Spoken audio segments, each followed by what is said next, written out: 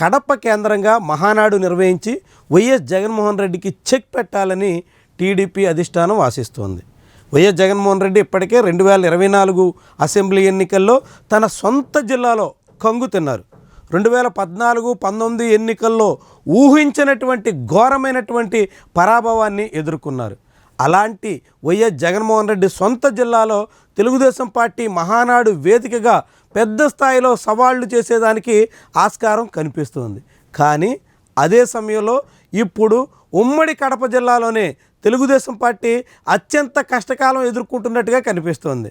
ఆఖరికి మహానాడు నిర్వహించాలని భావించిన పులివెందుల్లో పార్టీల వర్గపోరు కారణంగా మహానాడు వేదికని మార్చుకోవాల్సి వచ్చింది.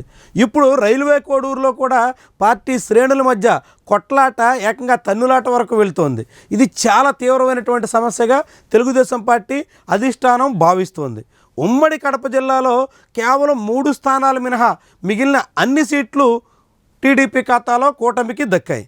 అందులో పులివెందుల, బద్వేలు, కేవలం రాజంపేట 3 స్థానాలు మాత్రమే వైఎస్ఆర్సీపీ నిలబెట్టుకుంది. మిగిలిన అన్ని సీట్లు దక్కించుకున్నటువంటి తెలుగుదేశం పార్టీ ఇప్పుడు మరోసారి తన హవాని చాటుకునేటువంటి రీతిలో తన పట్టు మరింత బిగించేటువంటి వ్యవహారంలో ముందుకు సాగాలని మహానాడికి కడపని కేంద్రంగా ఎంపిక చేసుకుంది. కానీ ఇప్పుడు కడప జిల్లాలోనే వరుసగా ఒక్కొక్క నియోజకవర్గంలో తెలుగుదేశం పార్టీలో రాజుకుంటున్నటువంటి కుంపట్లు కాకరేపుతున్నాయి.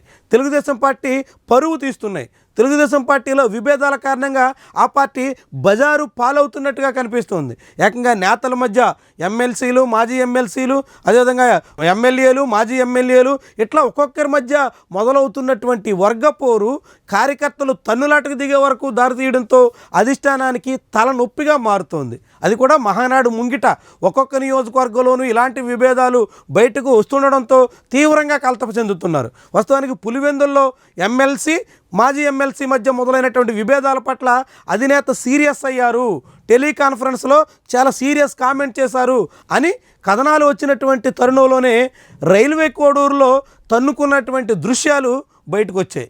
దాంతోపాటుగా రాజంపేటలో కూడా అక్కడ టీడీపీ ఓడిపోయినప్పటికీ ఇన్ఛార్జి విషయంలో మొదలైనటువంటి విభేదాలు తీవ్రమైనటువంటి స్థాయికి చేరుతున్నాయి. రాయచోటి నుంచి ప్రాతినిధ్యం వహిస్తున్న మంత్రి మండిపల్లి రాంప్రసాద్ రెడ్డి ఒకరికి మద్దతు ఇస్తుంటే మరొక ఇన్ఛార్జి ఇప్పుడు రాంప్రసాద్ రెడ్డికి వ్యతిరేకంగా పావులు కదుపుతుండడంతో అక్కడ రాజంపేటలో కూడా రచ్చ నడుస్తోంది. మొత్తంగా కడప జిల్లా వ్యాప్తంగా తెలుగుదేశం పార్టీలో విభేదాల పర్వం నడుస్తుంది. ఇది మరింత పెరుగుతోంది. మహానాడికి ఇంకా ముదిరేలా కనిపిస్తోంది.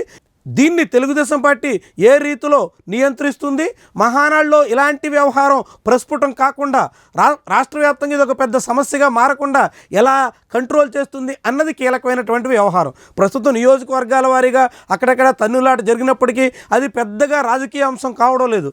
అదే మహానాడు వేదికగా ఏ చిన్న సమస్య వచ్చి ఏ నియోజకవర్గ కార్యకర్తలు విభేదాలతో కొట్లాట వరకు వెళ్ళినప్పటికి కూడా మొత్తం రాష్ట్రంలోనే కాకుండా దేశవ్యాప్తంగా కూడా పెద్ద చర్చకు మీడియాలో ఆస్కారం ఇచ్చేదానికి అవకాశం ఉంటుంది. కాబట్టి అలాంటి పరిస్థితి మహానాడు వేదికగా తలెత్తకుండా మహానాడికి ముందే అన్నింటినీ చక్కదిద్దాలనేటువంటి సంకల్పంతో చంద్రబాబు ఉన్నారు. మరి ఆయన లక్ష్యం నెరవేరుతుందా, లేకుంటే కడప జిల్లాలో జరగబోతున్నటువంటి మహానాడు వేదికగా టీడీపీ విభేదాలు బట్టబయలయ్యే ప్రమాదం పొంచి ఉందా?